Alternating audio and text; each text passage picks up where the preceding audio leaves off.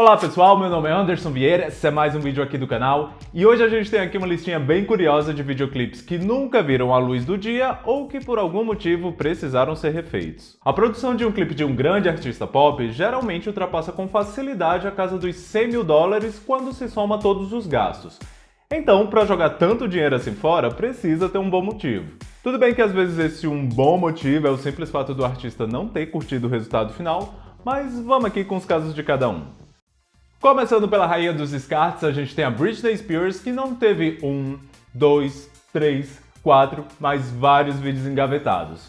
Alguns deles o pessoal não curtiu muito o resultado final / oficial, mas outros hoje a gente até agradece pela mudança de planos. Em 2018, no aniversário de 20 anos da música, o coreógrafo Randy Cornell revelou ao site Bustle que o clipe de Baby One More Time quase havia sido uma animação.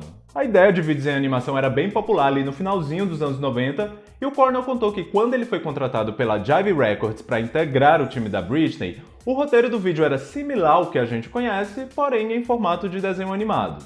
A ideia da animação também foi confirmada pelo diretor Nigel Dick durante a mesma entrevista, mas ao longo do processo a ideia base do vídeo foi mantida, adaptando apenas para uma versão live action, vamos dizer assim. Em 2008, Baby One More Time foi eleito pela MTV como o clipe mais icônico da história durante o último episódio do programa TRL, o principal ranking de clipes que o canal tinha na época. Dirigido por Dave Meyers, Britney e a Jive Records tinham grandes planos para Facial Treasures, mas tudo precisou ser abortado quando ela machucou o joelho durante as gravações do clipe. Quarto single do álbum The Zone, a música seria lançada em uma versão remix com a participação do rapper Snoop Dogg. Ela também havia sido escolhida como tema principal do filme Mulher Gato, protagonizado pela Halle Berry. A data de lançamento na MTV também já havia sido agendada, mas após o acidente não teve como a divulgação do single ter continuidade.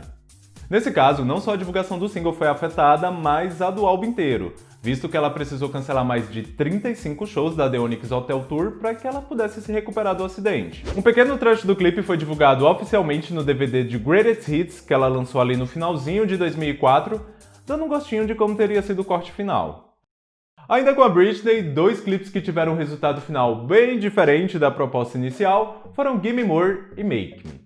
Já por 2007 mesmo, muito se especulava que o clipe de Gimme More havia tido problemas durante as gravações e o único material possível de finalizar um vídeo para a música eram as cenas da Britney dançando num polydance com suas amigas. Além de fotos e mini-vídeos que vazaram posteriormente, um dos maquiadores que participou da produção, Mikal Sky, confirmou que a ideia original era bem diferente e que, segundo ele, a própria Britney foi a responsável por o vídeo inicial não ter dado certo, pois ela não seguiu o script original e nem obedecia às ordens do diretor. 2007 foi um ano bem conturbado para Britney, mas apesar de ter chovido críticas na época, hoje em dia Gimme More é lembrado como um dos vídeos mais memoráveis da videografia dela. Dirigido por David LaChapelle, esse tá mais fresco aí na memória de todo mundo, principalmente depois que a versão descartada de Make Me acabou vazando recentemente na internet. Quer dizer, nem tão recentemente assim, né? Mas foi há pouco tempo. As informações sobre o porquê da primeira versão do vídeo ter sido cancelada são um pouco desencontradas, pois de um lado se afirmou que a Britney não tinha gostado do quão explícito o clipe tinha ficado, enquanto do outro o diretor comentou num tom bem passivo-agressivo que a Britney já não estava se sentindo bem já durante as gravações e que tinha até pedido para incluir alguns elementos como se fosse um pedido de socorro, como a tal cena da gaiola. Qual foi o real motivo a gente não sabe, mas esse é um daqueles casos de que deixou um gostinho para a maioria dos fãs de que poderia ter sido melhor. Break the Ice, Piece of Me e Everytime são outros exemplos de clipes da Britney que a princípio tinham uma proposta diferente, mas vamos continuar aqui porque senão a gente não sai mais dela. Não são raros os casos de clipes que são censurados na mídia, seja na TV tradicional ou até mesmo aqui no YouTube. Mas o que dizer quando o próprio artista prega uma pegadinha e se autocensura? No dia 1º de abril de 2003, Madonna lançava o clipe da faixa título do seu 9º álbum de estúdio, o American Life. As filmagens foram feitas antes do início da guerra entre Estados Unidos e Iraque, e Madonna decidiu cancelar de última hora o vídeo oficial, por ela mesma considerar inapropriado pela guerra ter sido iniciada na mesma data de lançamento do clipe. Um detalhe ou curiosidade, chamem como quiser, é que mesmo após a ideia de cancelar o vídeo já tomada, no dia da mentira foi enviada uma versão alternativa do vídeo para a MTV para ser exibida de hora em hora. Nessa versão, ela retratava a guerra como um produto de entretenimento, num desfile de moda, onde as cenas mais fortes que um conflito como esse gera era aplaudido pela plateia. No dia seguinte, uma versão censurada, entre aspas, acabou sendo lançada como clipe oficial, mostrando apenas a Madonna com as bandeiras de vários países de fundo. Várias edições do clipe de American Life foram produzidas e por vários anos, vez ou outra, vazava um novo corte mostrando cenas extras e cada vez mais pesadas. Vou até deixar aqui nos cards o link de um deles para vocês darem uma conferida depois, caso quiserem. Do I have to change my name? Will it get me far? Quem também teve um clipe vinculado na mídia apenas por um dia foi o No Doubt com Looking Hot em 2012, porém em circunstâncias um pouco diferentes. Enquanto a Madonna já previu a problemática do clipe de American Life antes mesmo dele sair e já tinha um plano B na manga, a banda liderada por Gwen Stefani precisou dar um passo atrás após a recepção negativa do vídeo.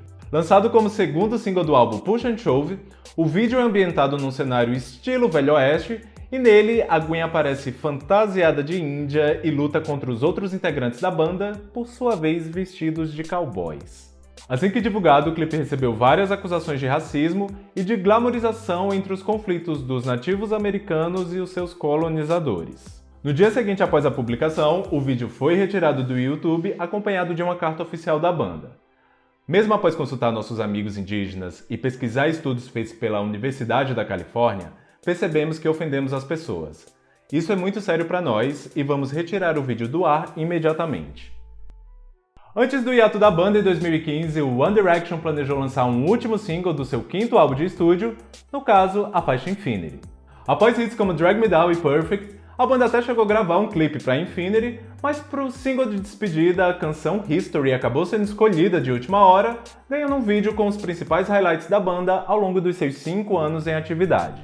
Como a banda nunca chegou a anunciar oficialmente Infinity como single, não se sabe se foi apenas uma troca na escolha da música de despedida ou se foi realmente um single cancelado para que o hiato fosse adiantado. Fica aí a dúvida no ar.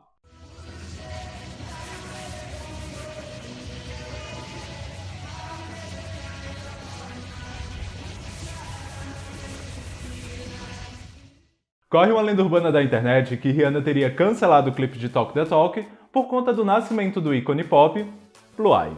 Falando assim parece algo no mínimo hilário, mas o fato é que Talk the Talk foi de fato engavetado, e se a gente for olhar ali o que rolou pela época, a história não é tão tendenciosa assim, mas tem o seu pezinho que deixa a gente ali com uma pulga atrás da orelha. No início de 2012, Rihanna foi vista gravando algo em Londres, que ao que tudo indicava seria o clipe da faixa título do seu 6º álbum de estúdio.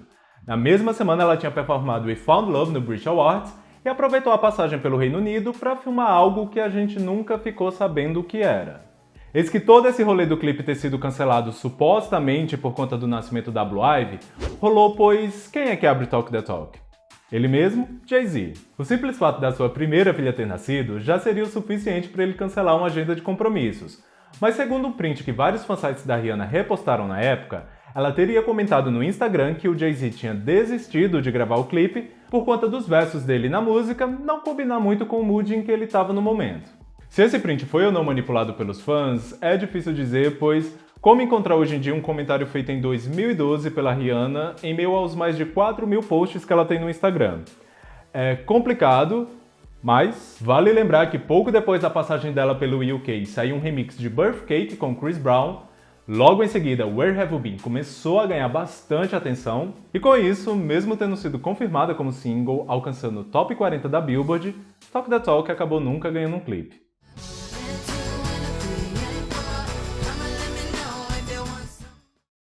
Planejado como dos singles do álbum X, lançado em 2014, a parceria de Chris Brown e Ariana Grande acabou tendo seu lançamento cancelado por conta de conflitos de agenda.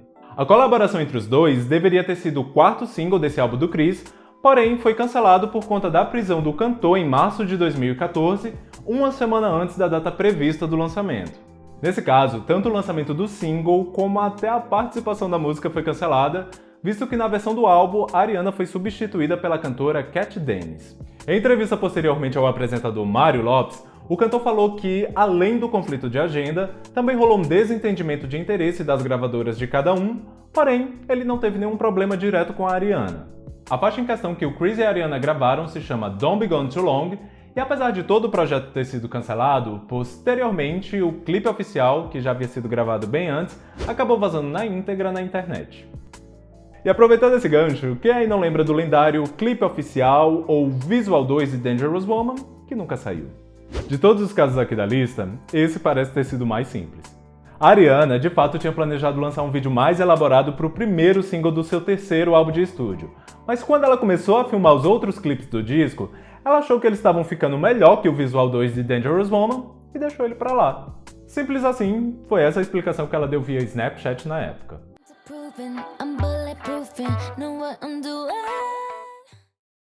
Quem também decidiu cancelar por conta própria o lançamento dos clipes de 2 dos seus singles foi a Iggy Azalea, ambos por polêmicas geradas na internet. Ainda ali no hype do sucesso de Fancy e Black Widow, a Iggy planejou o relançamento do seu primeiro álbum de estúdio, o The New Classic, contando com a faixa Beg For It em parceria com a Mur.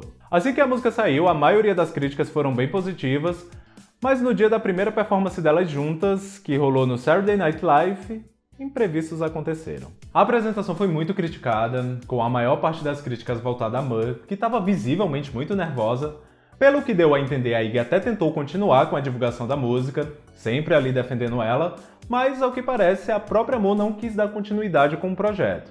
A Iggy até anunciou que elas iam se apresentar juntas novamente no American Music Awards, mas não só nessa performance, como em todo o resto da divulgação, incluindo o clipe que seria dirigido pelo David LaChapelle, não contou com a participação da Mur.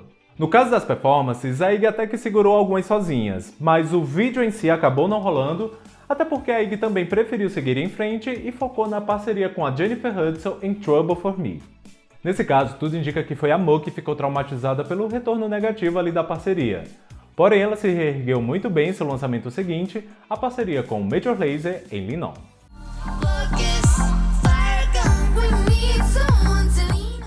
É claro que também teve todo aquele rolê com o clipe de Sweet, parceria dela com a Anitta, que após o vazamento do clipe na internet e de muita gente ter compartilhado, tinha uns aqui no YouTube com mais de 1 milhão de views em menos de um dia, ela acabou cancelando por grande parte do trabalho ter sido prejudicada com o vazamento. Detalhe engraçado que até hoje tem esse clipe em vários canais clandestinos aqui no YouTube e muita gente que vê pensa até hoje que aquele é o clipe oficial.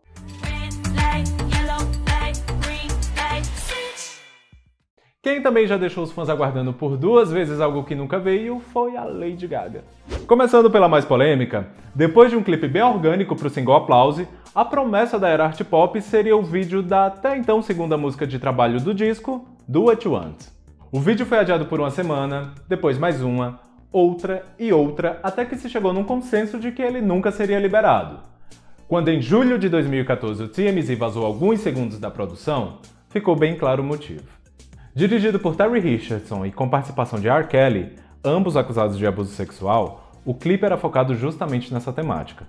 Apesar de na época não ter rolado um pronunciamento oficial sobre o que de fato levou ao cancelamento do clipe, no início desse ano a Gaga retirou a música de todas as plataformas digitais, acompanhado de um pedido de desculpas.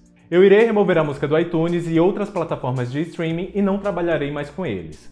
Eu peço desculpas tanto pelo meu mau julgamento quando mais nova e por não ter me pronunciado mais cedo.